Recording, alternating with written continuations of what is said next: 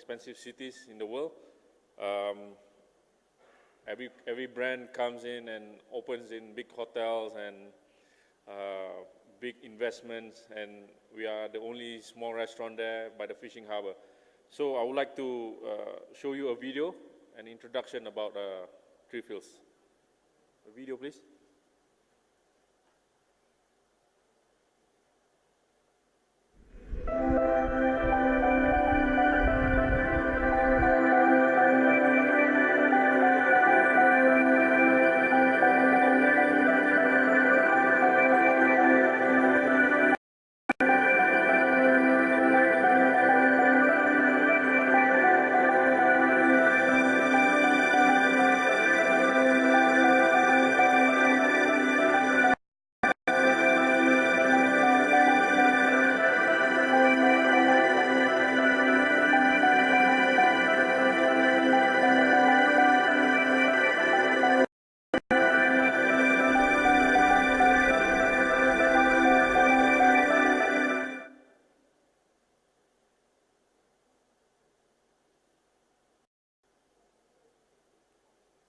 So that's the restaurant by the harbor. It's very beautiful. It's facing the skyline of Dubai. By the harbor, it's a fishing village. It's been there for the last 80 years, and we got the space there with my two Emirati partners. So I'm blessed to get that location. So today I would like to talk about the market trend. I'm not very sure about what is happening in India, but I will explain roughly on my own opinion about what the world is going, where is it heading to. Okay, now we start with dining. Dining is a very big word. We go to restaurants to dine. We go to our friends' place to dine. It involves people. It involves character. It involves attitude. So dining is not about fine dining. It's not about casual dining. It's not about anything. The word dining itself represents one thing. And then concept comes in, and then it becomes into another thing. The more formal meal of the day means if you're going out, I'm ready and I'm expecting something. I'm going to a restaurant expecting this, that level, this level. Many people, or a lot of people, misconcept this word dining as to be as a celebration. You don't go to a particular restaurant to celebrate something. You go there to enjoy or to expect an experience. I don't celebrate my birthday in a restaurant where they have 12 courses and I have to listen to the waiter and I have to eat ingredients from this farm and that farm, this ocean, that ocean. I'm going there for an experience as an occasion to go to the restaurant. I'll celebrate my birthday into maybe a cheesecake factory where the food comes and then eat and then we laugh and then we drink and then we go home. So that's one thing about dining that people just don't understand. You know, people come and expect something else and then they get something else. They write a bad review on TripAdvisor. They write a bad review on their blog. I think this world has just become so confused about why they need to go here, need to go there. So in what we do now as a restaurant, it's very difficult. It takes long hours. You do a lot of explanation. You need to ask a lot of questions. Back those days when I worked 15 years ago, you sit your guests down, you hand them the menu, they order the food, and the food comes. Now, you have someone opening the door, you have to sit down, or any allergies, what do you like to eat, what you don't like to eat, you want still water, you want sparkling water, you want this, you want that, and then all that comes to a certain restriction, and then the chef needs to plan the menu, or make sure there's no garlic, make sure there's no mushroom, this and that. Already we work so long hours, and you have to keep on doing and doing. Oh, he's a professional blogger, he's an amateur blogger, be careful, he's a food critic, this and that. So you constantly worry, you stand on your feet, but you worry. What's going on? What will he do to my restaurant? Can he bring more people? Can he not bring more people? Now with Instagram, people come in, I have 1 million followers. I want a free meal. I need to review and analyze your restaurant. You just come in, self-proclaim as a blogger, as a critic, and we restaurant have to. Our legs are shaking. Oh no! If he comes and write a very bad review, we're gone. So, what is fine dining? It used to look like this. Like I say, you have carpet, you have chairs made with gold, engraved, tablecloth, very expensive glasses, wine glasses, very expensive silver, chandelier, waiters with coats and tie and bows and all those accessories that you don't need. Is it necessary? I don't know, but there is people still doing that. This was quoted by a very famous chef called Ferran Adria. He said, another factor is the equal value of product. Back then, foie gras, turbot, caviar, lobster must be in the menu. If I'm going out for a very good meal, this has to be in the menu. If not, it's low class, it's cheap. Now you can get sea bass is as good as caviar. People nowadays, they have a lot more spending power, They don't really care much for the cost. So you have people now wearing Bermudas, going to three-star Michelin restaurant, and that Bermuda may cost, I don't know, $500 US, $1,000 US. It's more expensive than your coat, probably. So times are changing in a way that it's so weird, People break boundaries. I used to have work in a restaurant called Zango in the Royal Meridian. It's an 18 million dirham property, 400 seats, very high end. And then a guy from a Gulf country walks into the restaurant with a T-shirt with a monkey head in front. So obviously the security stopped him, asked him, "You cannot dress like that. This is a restaurant." He rebelliously say, or he would say to my security, my monkey T-shirt pays your salary for 1 year. So what do? You kick him out, you bring him in.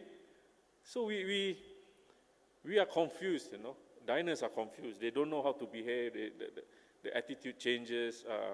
Us restaurateurs, we constantly need to figure out what we need to do, Okay.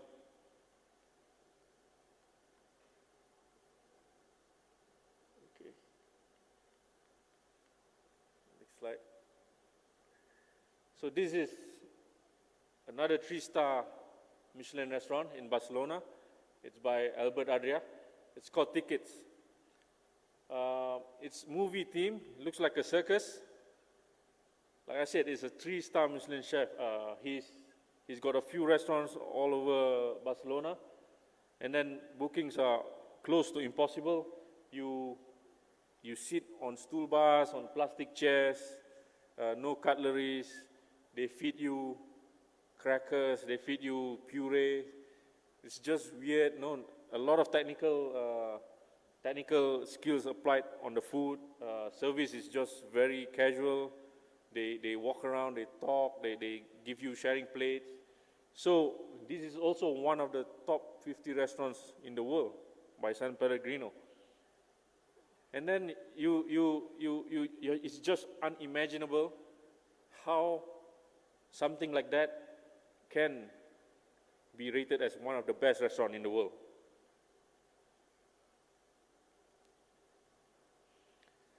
The biggest question now, who eats the food first? Anybody can answer this? When your food arrives, who eats the food first?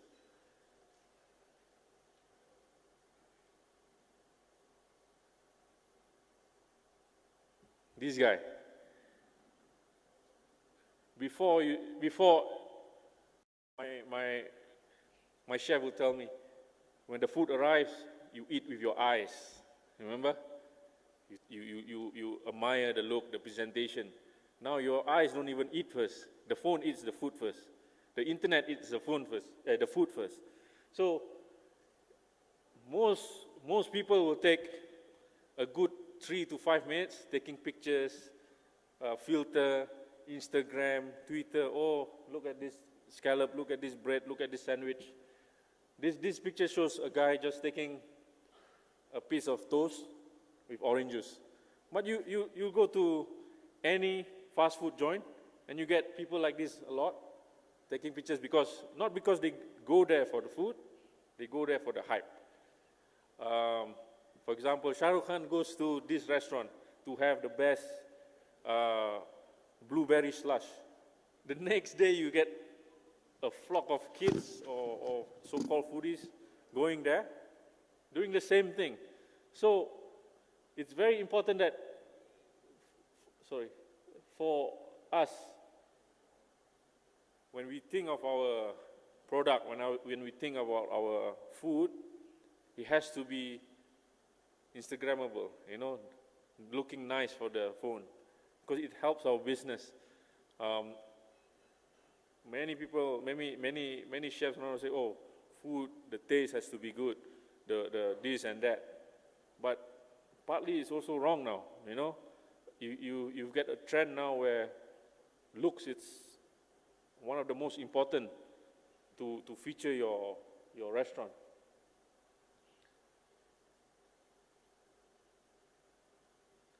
So also another question is, if you're a restaurant, you're stuck in the middle. Times are changing, people are moving up and down, you don't understand. So should you change or should you evolve? This has no right and this has no wrong. I worked 15 years in the fine dining industry. I've always dreamt of having my own fine dining restaurant. I want to serve black truffles. I want to serve the most expensive mushroom matsutake from Japan, blah, blah, blah. And now I own a 30-seat restaurant, casual. We don't have state-of-the-art kitchen. I just cook basic food. So I have thrown all my ego out into the sea, and I have now understood that trends are always changing. People are, firstly you do basic when everybody goes basic, and then suddenly, oh, it's too boring, let's move to molecular. And then now it's the molecular trend now. In Dubai you have restaurants like Tressan, Carnival, all those molecular spears, dry ice, liquid nitro restaurants. And then people are pulling them and say, oh, this is too complicated, we're going back to the simple stuff. So when you move up and down, you just try to go with the flow of what people want.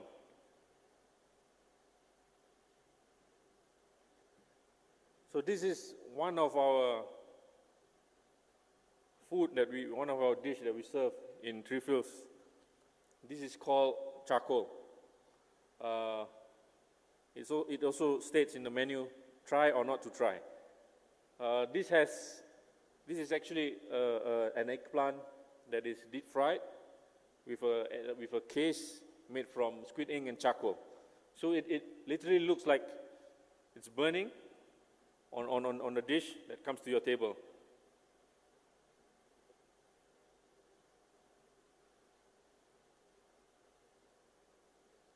Another dish, it's called karak ice cream. In the Gulf, people like to drink tea. Karak chai, I'm sure you all know, means strong tea. The Arabs love to drink tea. We come from the UAE and we need to know how to represent UAE in a way, so we did an ice cream like that. But that is not how it will come to your table. It shows you a chef bringing a tray of ice cream cone and ice cream and the foam and all that, but the presentation is totally different. I'm not going to show you. I'm waiting for all of you to come to Dubai to experience this. This is also a drink we use hibiscus. Again, Arabic people, they like to drink floral ingredients. This is hibiscus, it's called kakade. It's a boring drink, a drink that it's only red in color with oranges. How do we make people want to order this drink? So we need to come up with pictures like this, spend a lot of money, make it more interesting, make it more dramatic, so they see, oh wow, look at that presentation, I would love to try, it's how it is. Okay, what do we do?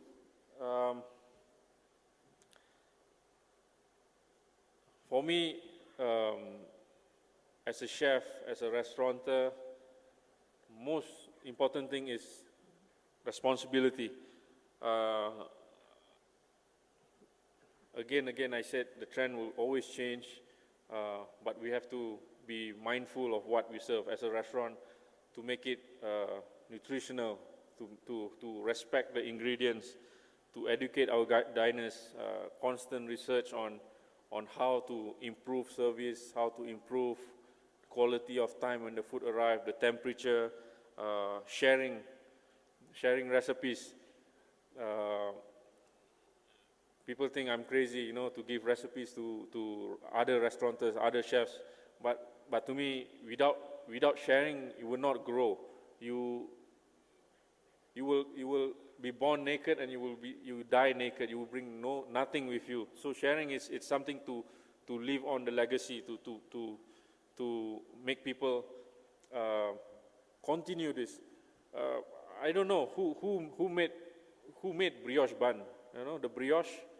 Nobody knows who made this bread, but till today the bread still goes on. So it's important that I'm not saying that my recipe will go on for many years, but at least it's good something for you to share.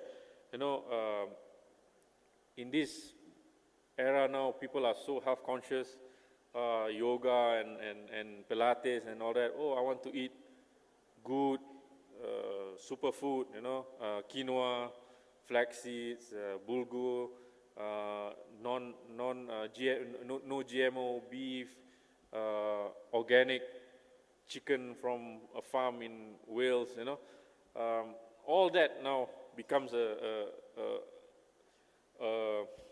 new food perspective of people. We have to also be careful, when all this is happening, there are a lot of con artists also. People fake you, they cheat on selling you good stuff, but they use cheap ingredients and then sell you, oh, this is GMO free, no antibiotics, but and end of the day, when you do a investigation, they have normal chicken that runs, in farms stacked up to the highest up to the sky and all that. So when times are changing, we eat differently. We can never keep up. We can never say it will be like this, it will be like that. We cannot say, oh, in the next future, Mexican food will be like this, or Indian food will be like this. We all don't know. It's all about doing our best. Diners are more daring. The world has become so small now. Young cooks, young restaurateurs don't need your help because Mr. Google will help you. You don't need to learn recipes from the master chef because YouTube has these recipes. It has totally become another world now we live. Traveling is so easy now. Just some passports don't need visa. You can go to America, Peru, and sample the food here and there and come back and do a recipe. Oh, I went to this country, I want to try this. So back then, nobody has access to this. Now, it's too easy. You can order food from Mongolia, for example. It's easier. Before, nobody knows how to get access, from a small farm of France, San Sebastian. You can order anything from the end of the world, let's say Panama. It reaches through you with ease. Review platforms like TripAdvisor, all the food bloggers, we cannot say tomorrow we will stop this. it will not be stopped. There will be more and more bloggers, there will be more and more food critics, more platforms for people to write about your restaurant, more restaurant awards, World 50 Best, Asia 50 Best, Latin 50 Best. It becomes more, it becomes a business. You never, running a restaurant will be more difficult than ever. You can, aspiring new restaurateurs can say, oh, I want to have my own restaurant to look like that. They can just copy, ask somebody to do contractor, and they have a restaurant that looks the same. Or you can have people who have a lot of money come and tell you, oh, I want to build a restaurant that sits 700 people, 800 people. I want to serve, 120 different dishes. Anything is possible, anything can happen. So for my humble 30-seat restaurant, I'm just giving you my opinion of what I think the world is going to become. I thank you so much for the invite. I hope I said my piece and you like it. Thank you so much. So I would like to show one more video of Three Fields.